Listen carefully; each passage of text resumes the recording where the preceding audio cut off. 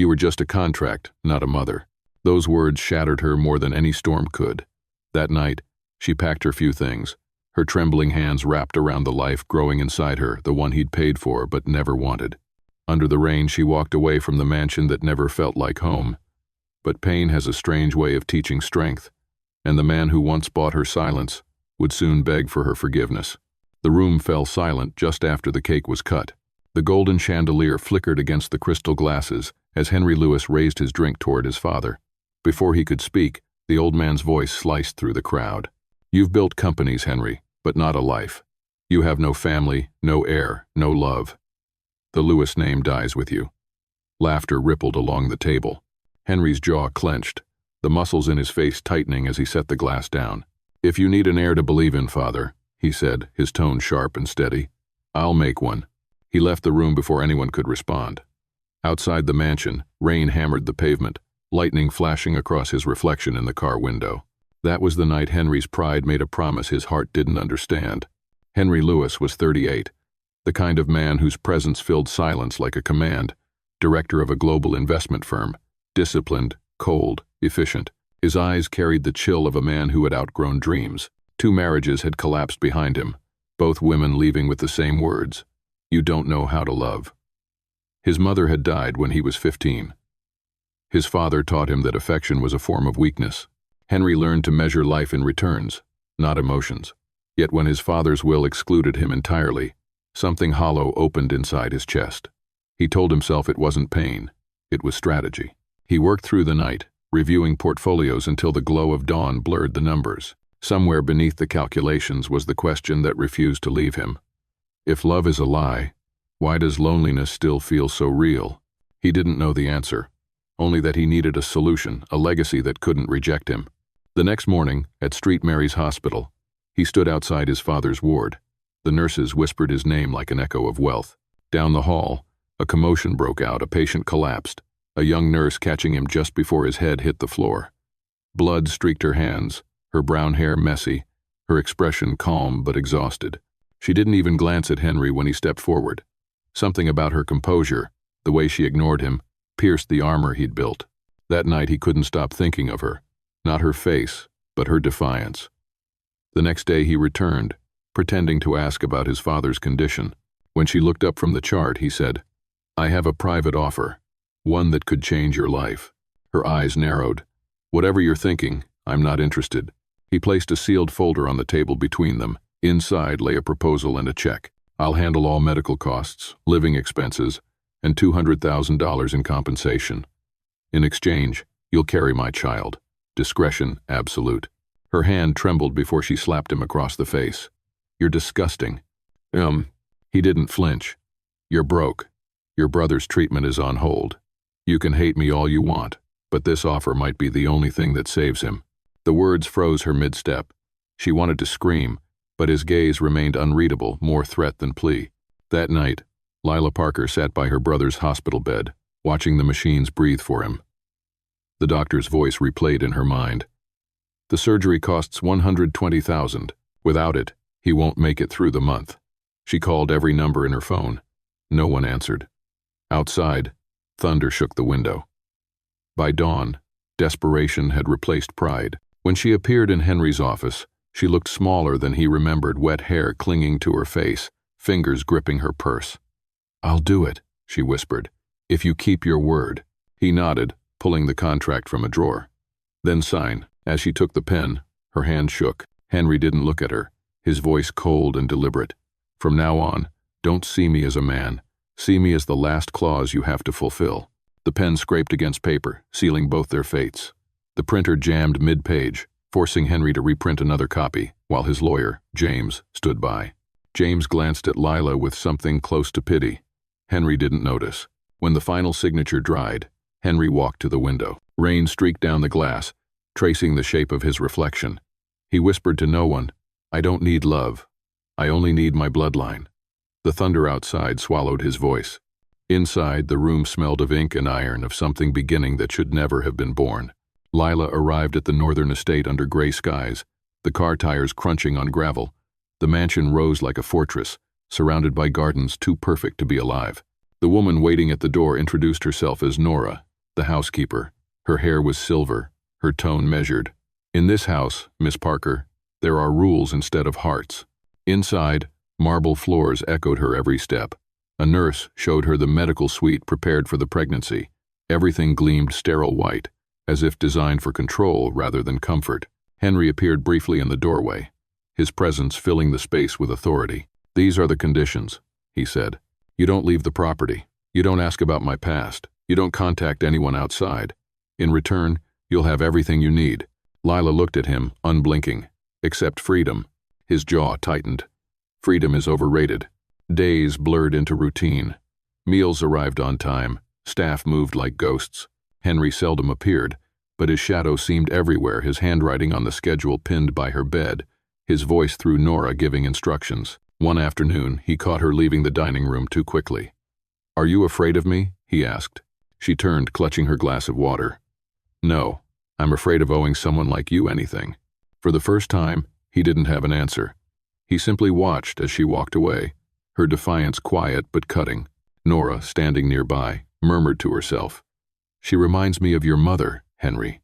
Later that week, Henry visited the hospital where his father refused to see him. James met him outside the room. "You're still trying to prove yourself," James said. "Are you buying a child or buying forgiveness?" Henry buttoned his coat. "I'm buying something my father understands a transaction." Back at the estate, Lila sat by the window, the phone hidden under a pillow as she called the hospital. "Please, just tell me how my brother is," she begged. The guard found her moments later. When Henry heard, she expected punishment. Instead, he quietly arranged for the hospital to receive an anonymous payment. The next morning, a nurse told Lila the surgery had been paid in full. She broke down, tears soaking her hands. That evening, when Henry returned, she stood by the door. "Thank you," she said softly. He hesitated. "I didn't do anything." But his voice faltered, betraying something almost human. The uneasy truce between them lasted until the night her pain began. It started as a cramp, then sharpened into panic. Nora's voice over the intercom reached Henry in the middle of a meeting. Without hesitation, he drove through the storm, headlights carving through sheets of rain. In the car, Lila clutched her stomach, gasping. "I'm not afraid of dying," she whispered. "I'm afraid that if I lose it, I'll have nothing left." He kept one hand on the wheel, the other gripping hers. "If you lose it," he said, his voice rough, "I lose the only thing I have." "One?" Hours later, in the cold light of the hospital, the doctor smiled. "Both mother and baby are fine. Strong heartbeat." Henry stood outside the room, listening. Two distinct rhythms echoed through the monitor, steady, alive. The sound reached him like something sacred, and for the first time in years, his eyes burned. Nora approached, placing a hand on his shoulder. "You're just like your father, Henry," she whispered. "Afraid to love. But soon, you'll learn to be afraid of losing." "Emmy." He didn't answer. He just stood there, staring through the glass as the faint green light blinked with every heartbeat. Two lives bound by one mistake, both already changing him in ways he didn't yet understand. The light in the new apartment was the soft kind that makes empty rooms look merciful. Lila stood in the center with the deed trembling in her fingers, the ink not yet dry. She searched Henry's face for meaning, and found only distance. "A fresh start," he said, setting the folder on the counter. "After everything ends." The way he said it, gentle in tone, final in intent, put a hairline crack straight through her relief. In the weeks that followed, he began appearing at twilight, never announced, sometimes with takeout soup still warm in his hands, sometimes with nothing but his quiet. He asked how she was sleeping, if the morning sickness was easing, if the doctor had called. He never said, "Our child." He said, "The baby," as if naming it would invite a door he didn't know how to open. Nora noticed the way his posture changed at Lila's doorway and murmured, almost to herself, "The boy I raised never looked at anyone that way." Lila felt both safer and more exposed, hovering in the thin air between gratitude and dread. Then Henry left for a week of meetings. James took over logistics, paperwork, hospital releases, legal filings no one read except the man who drafted them. James had spent years guarding Henry from the world. He believed he was guarding him now. Without telling either of them, he added a supplemental clause. The surrogate relinquishes all access and proximity. She may not reside within 50 miles of the child. He slid the document into a stack of medical forms. Henry signed on the last page while a car idled downstairs. At the next prenatal appointment, Lila walked past the executive lounge and heard two men speaking with the casual cruelty of people sure they're right. "He thinks a baby will repair the family name," said one voice. The other, older, edged with scorn, replied, "The papers are airtight. She'll never see the child. Bring it home and be done." She didn't need to see their faces to recognize them. The fetal heartbeat echoed in the exam room while their words devoured it. She waited for Henry in the apartment, the deed on the coffee table, the new clause folded like a blade in her hand. He came in smelling like rain and success. "You said I could leave if I wanted," she began, each word carefully upright. "Why would you also forbid me from ever seeing my own child?" "What are you talking about?" he asked, honestly confused. She threw the paper at him. It slid across the polished wood, the black type screaming without sound. "Did you buy even its breath?" He read the clause, eyes narrowing not at the content, but at the gall of being cornered. Pride rose before sense. "You went through my files? You think I won't keep my word because you don't understand the cost of keeping it?" "I don't want your money," she said, breath shaking. "I wanted to believe you saw me." The silence bent, then snapped. He reached for the only weapon he trusted: distance. "You were paid to carry a child, not to love me." "May." The sentence hit her harder than the offer had. She packed in minutes. A small bag, prenatal vitamins, the deed she now hated. Nora tried to stop her at the door. Henry, standing in the hall with the clause still in his hand, said, "Let her go." The elevator swallowed her. He turned and punched the mirror until it cracked like ice breaking, blood stippling his cuff. She drove through the storm to the hospital upstate where her brother had once waited for surgery. The nurse at the night desk looked up with pity already in her eyes. The words were brief, the room colder than the hallway. He had died 2 weeks earlier. She sank to the floor beside a laminated photograph, arms wrapped around her belly, rocking to a rhythm that could not comfort her. Back in the city, Henry spread the contracts across his desk and noticed what anger had made him miss. The clause was set in a different font, the line spacing slightly off. A signature block moved half an inch. He called James to the office. When James entered, Henry didn't sit. The slap sounded like a door slammed in an empty house. "You didn't save me," Henry said, chest heaving. "You killed the only chance I had to become something else." James touched his cheek, shame rising too late. "I was protecting you," he managed. "From what?" Henry asked, voice low. "Being human?" After James left, Henry tore the papers along their margins until they were nothing but strips. Rain raced the glass, and for once he didn't look away when his own reflection blurred into tears. Somewhere 2 heartbeats kept time without him, and both people who could hear them believed the other had chosen the knife. A year later, the office was a mausoleum of leather and glass. Henry sat at his father's old desk with a small metal urn before him and read the last lines of the will again. "Everything to charity. My son does not need more money," the letter had said in his father's precise hand. "He needs a heart." Henry laughed once, a dry sound that broke into a cough, and snapped the fountain pen he'd been holding since boyhood. He went home to a mansion that no longer seemed large so much as empty. He stopped taking calls. He walked the halls at night and listened to the quiet until it became a weight. In his desk drawer lay a hospital bracelet engraved Baby Lewis. He played the ultrasound recording on his phone until the battery died, 2 drum beats fading into static. The envelope arrived on a Tuesday, thin and severe, the way bad news likes to dress. It came from a clinic on the coast. The note inside was only 2 lines, signed by a Dr. Keller, Lila Harper, preterm twins, stable for now. He stood in the doorway with the letter crumpling in his hand while Nora watched his face and said softly, "Maybe this is the door you prayed for when you said you didn't pray." He drove through the night, the highway unspooling like a confession. The clinic smelled like antiseptic and sea air. Through the glass he saw 2 tiny bodies under blue light. 1 boy, 1 girl, fists no larger than his thumb knuckles. Lila lay in recovery, her skin the color of unlit wax, hair stuck to her forehead. When her eyes opened and found him, fear arrived before anger. "I told you not to come," she whispered. "I didn't come to take," he said.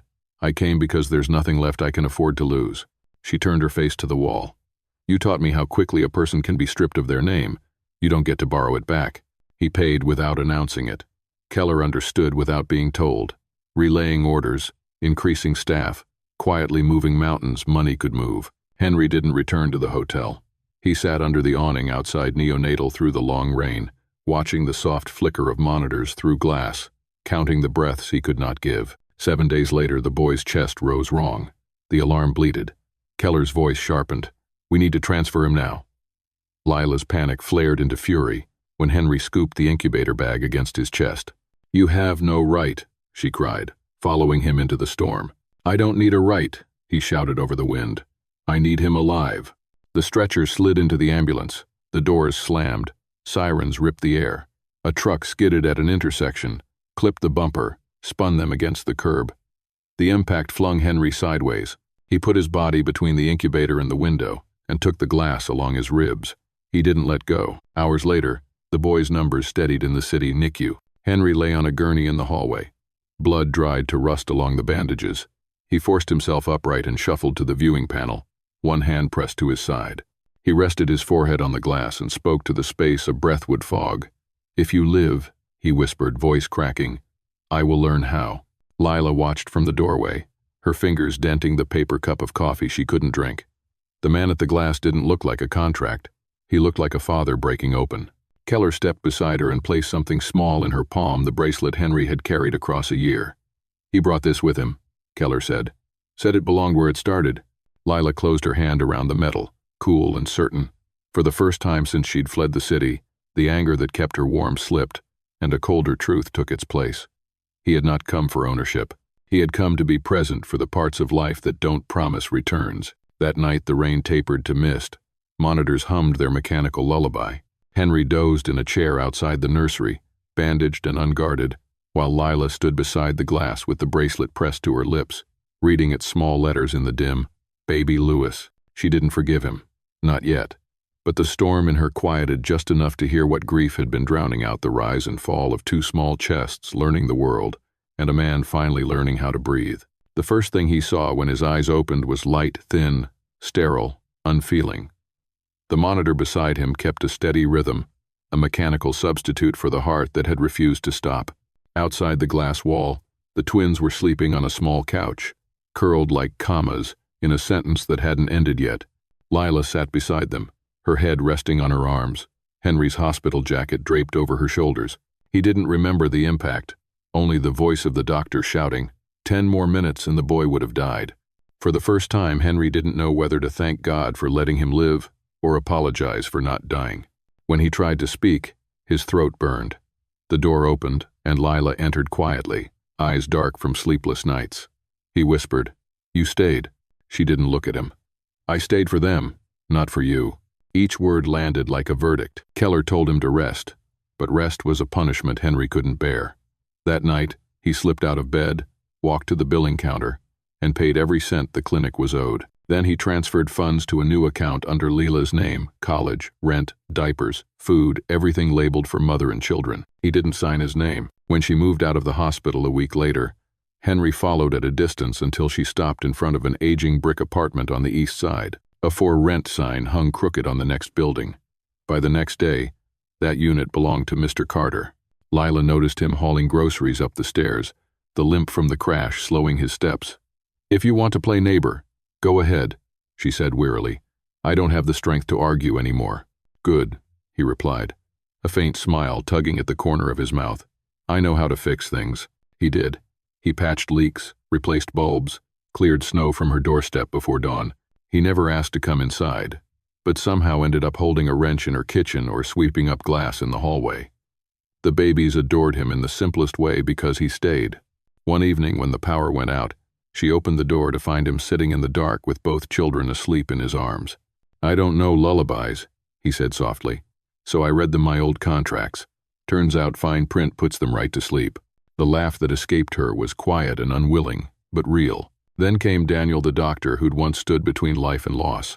He visited for the twins' vaccinations, easy in his manner, kind to the bone. The children called him Uncle Dan, and Lila's eyes warmed when he entered. Henry watched from the hallway, a paper bag of groceries forgotten in his hands. The feeling rising inside him wasn't jealousy. It was shame.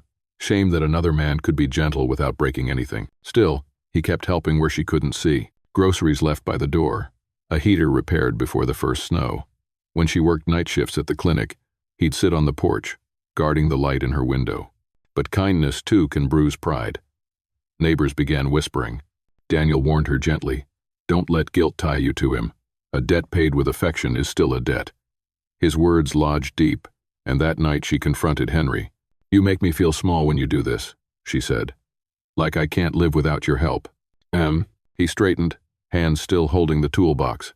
"If silence is what you need, I'll give you that too." He moved out before dawn. A month later, Henry passed the park near her apartment and saw them, Lila, Daniel, and the twins bundled against the cold. Daniel lifted the boy into his arms, flexing exaggeratedly. "See? Uncle Dan's got muscles. Stronger than Dad, huh?" The child laughed, unaware that the man in the distance was his father. Henry smiled faintly, whispering to no one. "At least they have someone better than me."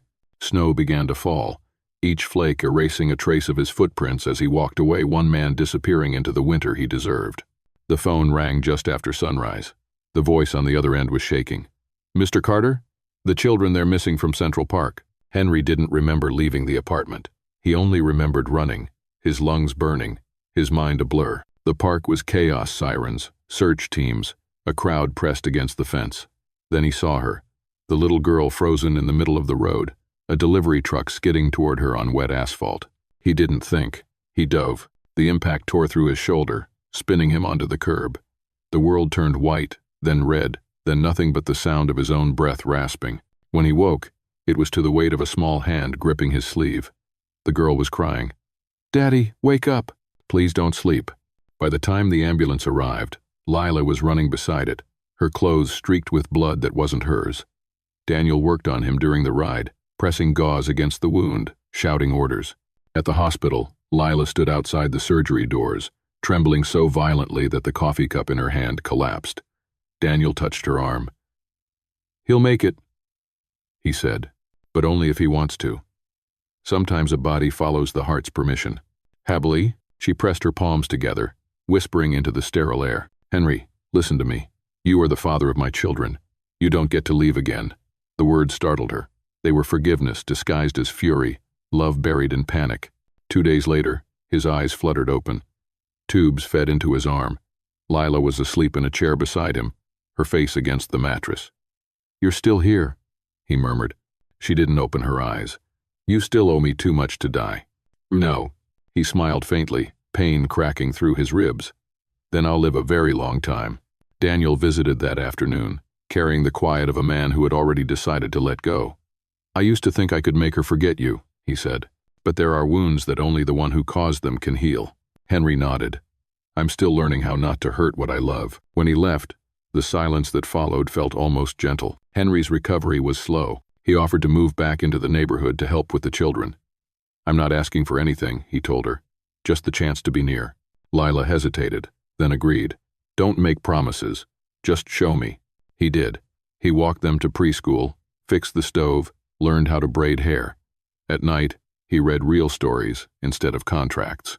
Once, as they sat on the porch after the kids fell asleep, she asked, "Do you still need to control everything?" "No," he said. "I just don't want to lose you again."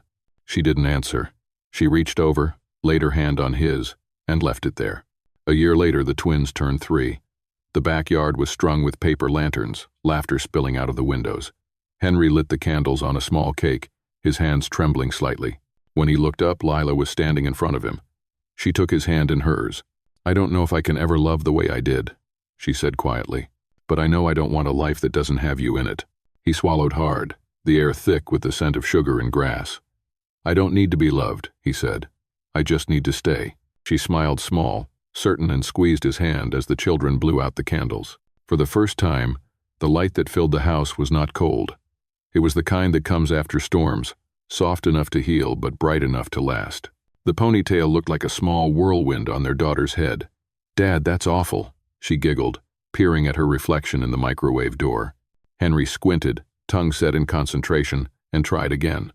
"I've signed contracts longer than a novel," he muttered, "and I still can't tie a decent bow." Lila leaned in the doorway with 2 mugs of coffee and watched the scene that once felt impossible, her kitchen, his clumsy fingers, their child's laughter stitching the morning together. 3 years had grown around them like a protective ring. They lived on a quiet street where mailmen waved and dogs slept on porches. Henry taught budgeting to residents at the local hospital and consulted on grants that kept the lights on in free clinics. Lila lectured on nursing ethics at the community college, her students listening the way people listen to someone who has walked through fire and learned how not to burn others. The twins trotted off to preschool each day with lunchboxes too big for their hands. They called him Dad without hesitating, as if there had never been a time when he was a stranger with a signature. Nora visited on Sundays, bringing blueberry pie and sharp observations. "You finally learned how to be ordinary," she teased, cutting him a generous slice. "Don't jinx it," Lila said, smiling. "He still sleeps like someone who expects the past to knock on the door." Nora's eyes softened. "Most of us do," she said. "The trick is answering it together." Sometimes the past didn't knock, it seeped in. On a stormy night, the power slipped out with a sigh, and candles turned the kitchen into a chapel. Henry found Lila at the table, the photo of her brother between her hands. "You still think about him?" he said, not as a question. "Every time the house goes quiet," she replied. "If he hadn't been hurt, I would have never agreed to any of it. But then I wonder if I would have missed the only life that feels like mine." Henry reached for the matchbox and struck a flame. "I can't erase what I did," he said. "I can only keep lighting the room we live in now." She nodded, and for a moment the three of them at the table, the two alive and the one remembered, breathed in the same light. He asked her to marry him twice that year, once over pizza on a Friday, once on the curb outside the school when the twins ran ahead. Both times she kissed his cheek and didn't give an answer. "What scares you?" he asked finally. "Promises," she said. "Yours used to take everything." He absorbed the blow and let it become a vow he didn't speak. "Then I won't promise," he said. "I'll prove." He kept doing small, unremarkable things that, stacked together, looked a lot like love. Autumn arrived with paper leaves taped to classroom windows and a hand-painted banner for the school fair. Daniel, now chief physician at the regional hospital, returned as the event's guest speaker. He and Henry shook hands by the bake sale table. "I hear you teach residents about ethics and finance," Daniel said lightly. "Didn't know you and ethics had met." Henry smiled without bristling. "Learning from the best," he replied, meaning it. Their eyes held two men who had carried the same family from opposite ends of a bridge and, somehow, met in the middle. During the performances, their son stepped onto the tiny stage in a paper crown and spoke into a microphone too tall for him. "Thank you for not giving up on each other," he read in his careful voice. The parents laughed and clapped, but the words reached places applause can't. Lila pressed her hand to her mouth. Memory rose a hospital corridor, a bandaged shoulder, a man reading contracts as lullabies because he knew nothing else to sing. She looked at Henry and saw every ordinary day he had chosen like a discipline. After the show, she found him by the playground fence. "I used to think forgiving was weak," she said. "Now I think it's the only way to keep living without breaking." That night, when the twins fell asleep with face paint still smudged on their cheeks, Henry carried them one by one to bed, tucked them in, and stepped onto the porch. The air smelled like cold apples and cut grass. Lila joined him with 2 mugs of tea. "What are you still waiting for?" he asked, voice soft enough not to wake the house. She rested her head against his shoulder. "For you to stop being afraid." He breathed out almost a laugh. "I already did," he said. They didn't speak after that. Through the window behind them, the hearth cast a warm rectangle onto the dark lawn, a quiet testimony that the house, like the people in it, had learned how to hold heat. They sat until the moths drowsed against the porch light. Peace had weight. It pressed and warmed in equal measure. It did not erase the ache. It taught them how to carry it without putting it down on each other. Winter laid itself gently over the town, not as punishment but as a pause. On a clear morning after a light snow, they drove to the cemetery where the ground gave back a clean crunch beneath their boots. 2 simple stones stood a few rows apart, her brother's name and dates. His father's, chiseled with an epitaph that sounded braver than the man had been. The twins carried white flowers in solemn procession, their serious faces warring with the urge to run. "Are great-grandpa and uncle playing with angels?" their daughter asked. Henry looked at the 2 markers and thought of 2 legacies, broken in such different ways. "Maybe they're talking," he said. "Maybe they're telling each other what we had to learn the hard way." The children chased each other along the cleared path. Lila and Henry stayed between the stones like a hinge. "Do you ever regret asking me?" she asked. He kept his eyes on the names. "Every day," he answered, "and not in the way you think. I regret the man I was when I asked. Without that day, I might never have learned the difference between getting what I want and deserving what I have." She took his hand. "I regret it too," she said, "and I'm grateful. It's complicated. So are we." Snow hissed softly off the evergreen in a wind that felt like a benediction. That evening, a letter waited in the mailbox. Thin and carefully addressed in a hand Henry recognized from years of signatures. James. The postmark was weeks old. Inside, the paper carried the weight of someone who had run out of time. "I spent our friendship protecting you from risk," it read. "I didn't understand that love is the only one worth taking. If this finds you, believe this. You are not your worst choice. You are the man who outlived it." Henry closed his eyes and smiled, a small, private thing. "Late is still on time," he said, folding the letter and placing it in the drawer where the ultrasound lived. Snow began again just after dinner, lazy flakes that made the world feel closer. In the workshop off the garage, Henry sanded a small block of maple, the floor around his boots freckled with pale curls. Lila stood in the doorway watching his hands move with the calm of someone who had learned patience from the inside out. "What are you making?" she asked. "Something I can't break," he said without looking up. "Like what I need to say." He wiped the dust with his sleeve and set the finished piece in her palm.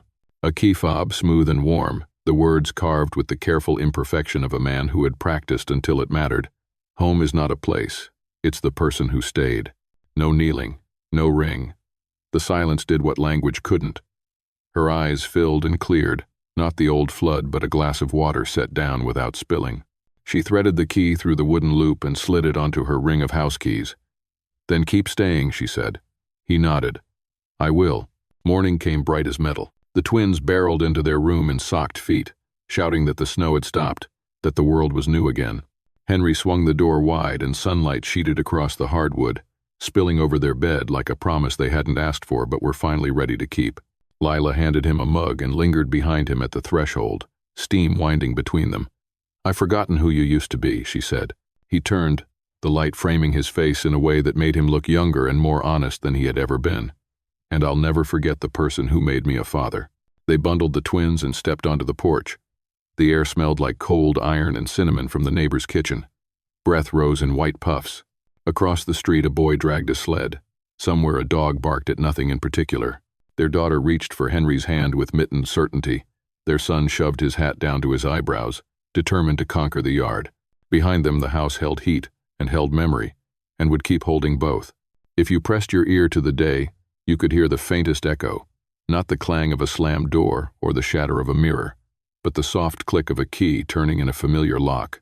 No one promised forever. They promised morning, and then they kept it, again and again, until the keeping became the love. Snow dusted the window ledge in a quiet rhythm, each flake melting before it could stay. The house had learned silence well. It no longer felt empty, only listening. Henry sat at the kitchen table, a cup of tea cooling beside him, and began to write. The ink moved slowly, like someone careful not to disturb the peace around him. "When you read this," he wrote, "I may have forgotten some things, the first contract, the storm that made your mother leave, but I hope you never forget how forgiveness can save a person."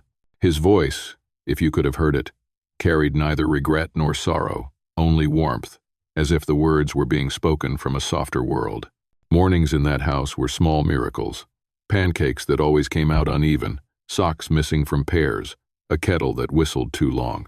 Henry cooked. Lila mended sweaters near the stove while the twins sang off, key to each other, inventing their own harmony. "You used to be afraid of children," she teased once, threading a needle. "I still am," he said, flipping a pancake that folded wrong. "They grow too fast. I can't keep up with their courage."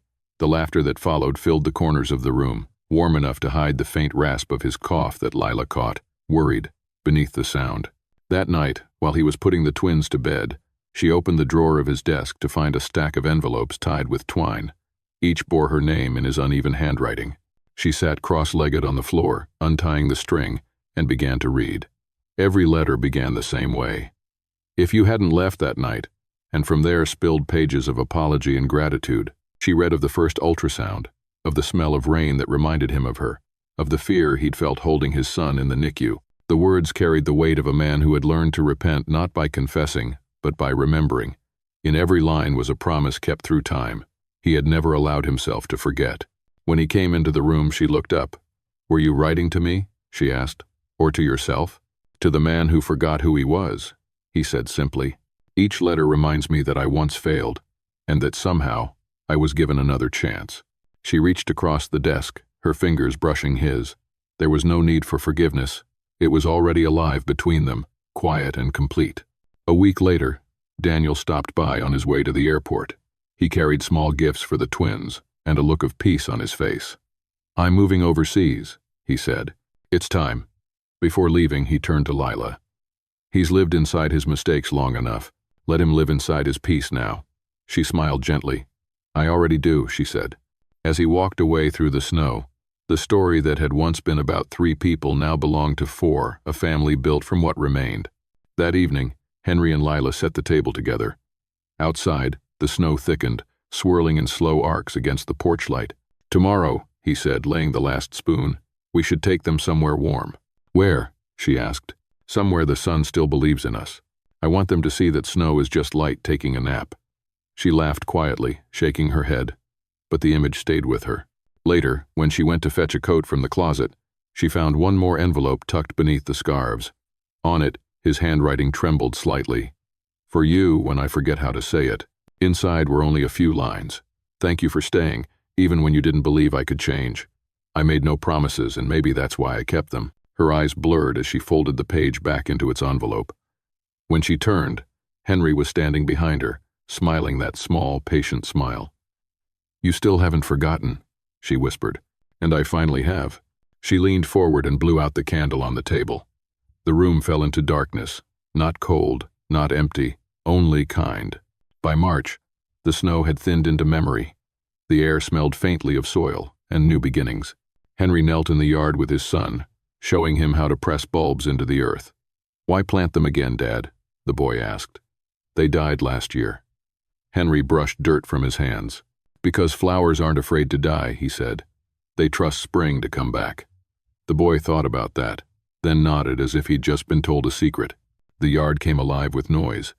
Lila hung flower baskets by the porch while the twins argued over who could reach higher. Henry laughed from the ground, looking up at them through sunlight and petals. She watched him and thought, once, this man believed he could buy everything. Now, he only tries to keep one smile from fading. That realization was its own kind of closure, the proof that redemption isn't announced. It's lived, day after day, until it stops needing an apology. Nora arrived that afternoon carrying a box of photographs. She laid one on the table, a picture of Henry as a boy, standing beside his mother. "She once told me," Nora said softly, "that she'd rest easy the day he learned how to love. I think she's finally sleeping well." Henry traced the edges of the photo, his thumb smudging the gloss. "I hope so," he said. Lila reached over, threading her fingers through his. "I know so." That night, the twins insisted on pitching a tent in the yard, declaring it a wedding ceremony. Lila laughed until tears stung her eyes. Henry played along, bowing dramatically as their daughter, self-appointed officiant, cleared her throat. "Do you promise," she said sternly, "not to make Mom cry again?" The candles flickered in the breeze. Henry crouched down to her height. "I won't promise," he said, "but I'll spend my whole life trying." The twins clapped, satisfied. Lila looked at him, the laughter turning into something softer. "That's the only vow that matters," she murmured. When night settled, the children fell asleep inside the tent, their small lantern casting a heart-shaped glow on the patchy snow. Henry and Lila sat side by side on the steps, their shoulders touching. "Spring's here," she whispered. "No," he said, watching their breath mingle in the air. "It never left. We just had to remember how to see it." The sentence hung between them like a benediction. Morning arrived clear and tender. Through the window, sunlight poured across the kitchen, landing on the family's handmade picture framed above the sink, a crayon sketch of 4 smiling figures under crooked words. "Our family forever learning love." Henry brewed coffee. Lila read one of his old letters at the table. Outside, the twins chased each other through the thawing yard, laughter echoing like birds returning home. The camera, if there had been one, would pull back slowly. The small house, the faint smoke rising from the chimney, the light spilling over the threshold. Nothing extraordinary, nothing perfect, just a family that had learned how to stay. And somewhere in that ordinary morning, love continued not as a promise, but as a practice, repeated like breath, certain as spring. Sometimes peace doesn't come when the storm ends, it comes when we finally stop running from the rain. Life has a way of breaking us just enough to teach us where we're strongest, and that strength is usually the quiet kind, the kind that forgives, stays, and tries again. If this story touched something in you tonight, tell me where you're listening from. Is it cold where you are, or has spring already found its way to your window? Don't forget to subscribe so you can be here for the next story we'll share beneath the same sky.